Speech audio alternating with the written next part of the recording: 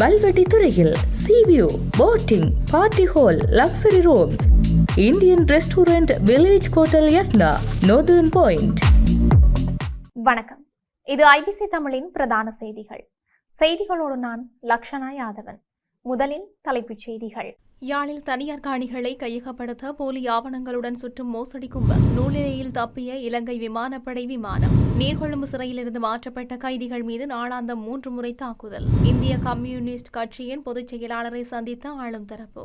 பசில் ராஜபக்சவுக்கு என்ன ஆனது? பொதுஜன பெரமுனவுக்கு கிடைத்த ஒரே ஒரு தகவல். ஏர்பஸ் விமான கொள்வனவு ஒப்பந்த விவகாரத்தில் கபில சந்திரசேனவின் மனைவிக்கு எதிராக நீதிமன்றம் பிறப்பித்த அதிரடி உத்தரவு. முன்னாள் அமைச்சர் குமார ஜெயக்கொடிக்கு எதிரான ஊழல் வழக்கு நீதிமன்றம் பிறப்பித்த உத்தரவு. விமல் வீரவன்சவின் சகோதரர் சரத் வீரவன்ச அதிரடி கைது. தொடர்பான விரிவான செய்திகள்.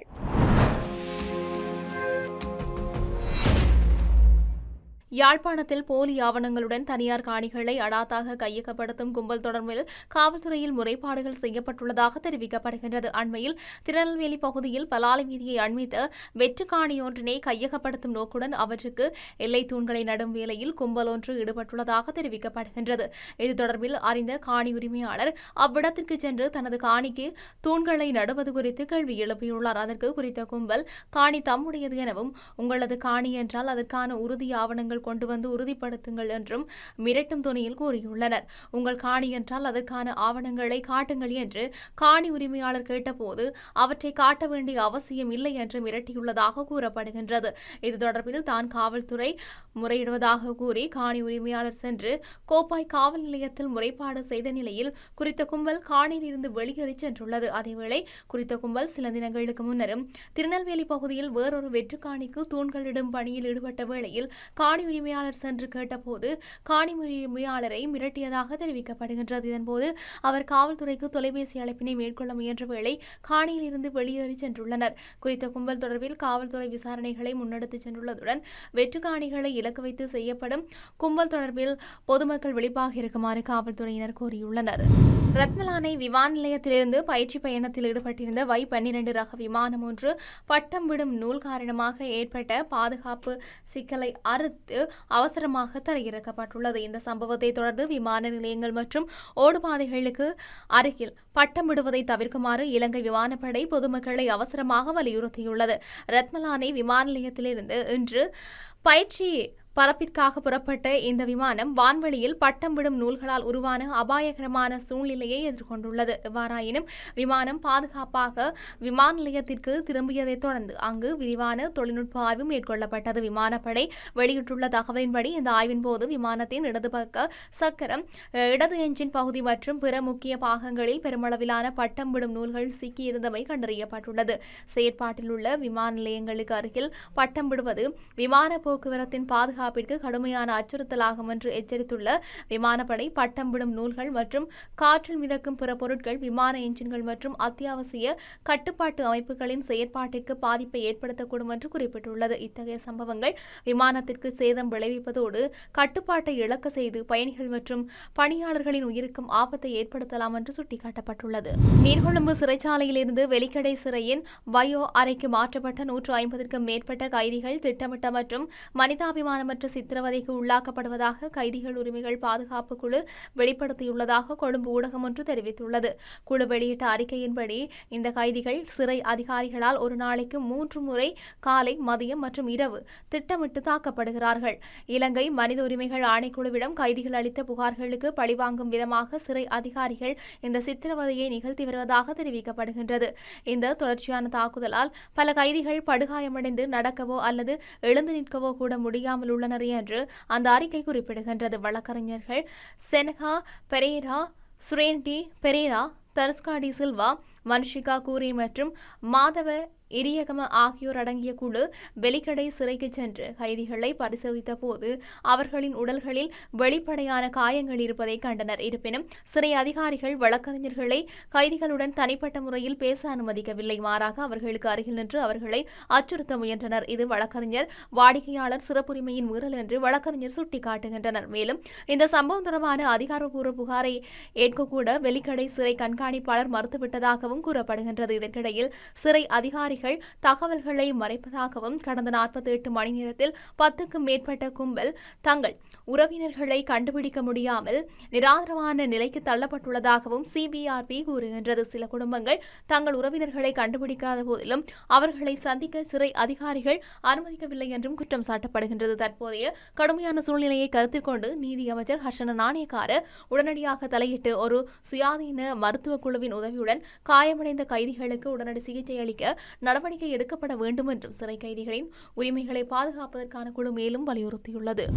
இந்திய கம்யூனிஸ்ட் கட்சியின் பொதுச் செயலாளர் டி ராஜாவை தேசிய மக்கள் சக்தியில் சந்தித்து கலந்துரையாடியுள்ளனர். குறித்த சந்திப்பானது மக்கள் விடுதலை முன்னணியின் பெலவத்தை தலைமை அலுவலகத்தில் நடைபெற்றுள்ளது. இதன்போது தேசிய மக்கள் சக்தி அரசாங்கம் மக்கள் ஆணையுடன் நாட்டின் ஆட்சி பொறுப்பை ஏற்றுள்ளமை தொடர்பில் தனது மகிழ்ச்சியையும் வாழ்த்துக்களையும் டி ராஜா தெரிவித்ததோடு இந்தியாவின் அரசியல் அனுபவங்களையும் முன்னேற்ற பயணங்களையும் பகிர்ந்து கொண்டுள்ளார்.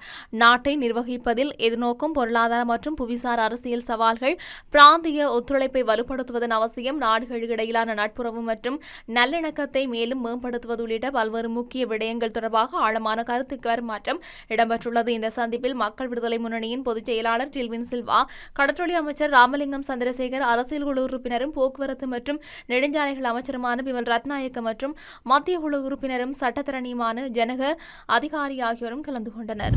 முன்னாள் நிதியமைச்சர் பெசில் ராஜபக்ச உடல்நலக்குறைவால் பாதிக்கப்பட்டுள்ளார் என்பது மட்டுமே அவர் தொடர்பில் எங்களிடம் தற்போது கிடைக்கும் ஒரே ஒரு தகவல் என்று பொதுஜன பெரமுனவின் முன்னாள் நாடாளுமன்ற உறுப்பினர் ஜகத்குமார் தெரிவித்துள்ளார். பொதுஜன பெரமுன கட்சியின் தலைமை காரியாலயத்தில் இடம்பெற்ற செய்தியாளர் சந்திப்பின் போதே அவர் மேற்கொண்டவாறு குறிப்பிட்டுள்ளார். இதன்போது வெளிநாட்டில் இருக்கும் பெசில் ராஜபக்ச நீதிமன்றத்தில் முன்னிலையாவதற்காக நாட்டுக்கு திரும்புவாரா என்று ஜகத்குமாரவிடம் கேள்வி எழுப்பப்பட்டது. இந்த கேள்விக்கு பதிலளித்த ஜகத்குமார மேலும் தெரிவிக்கையில், பெசில் ராஜபக்ச நாட்டுக்கு திரும்புவது குறித்து அவரிடம்தான் கேட்க வேண்டுமானால் உரிய நேரத்தில் இந்த விடயங்களில் தலையிடுவார். யாரும் நீதிமன்றத்தை தவிர்க்கவும் இல்லை, நீதிமன்ற நடவடிக்கைகளை தவிர்க்க முயற்சிக்கவும் இல்லை. பெசில் ராஜபக்ச சரியான நேரத்தில் நீதிமன்றத்தில் முன்னிலையாகுவார். முன்னாள் அமைச்சர் பெசில் ராஜபக்ச ஒரு நோயினால் பாதிக்கப்பட்டுள்ளார் என்பது மாத்திரமே எமக்கு தெரியும். ஆனால் அந்த நோயின் தன்மை குறித்து எனக்கு தெரியாது. அதேபோல பெசில் ராஜபக்ச உடல்நலக்குறைவால் பாதிக்கப்பட்டுள்ளார் என்பது மாத்திரமே கட்சிக்கும் தெரியும். அத்துடன் இது தொடர்பான தகவல்கள் ஏற்கனவே நீதிமன்றத்தில் சமர்ப்பிக்கப்பட்டுள்ளன என்று நான் நம்புகின்றேன். நாங்கள் இருக்கும் இடத்திற்கும் அவர் இருக்கும் நாட்டிற்கும் இடையே கணிசமான தூரம் உள்ளது. எனவே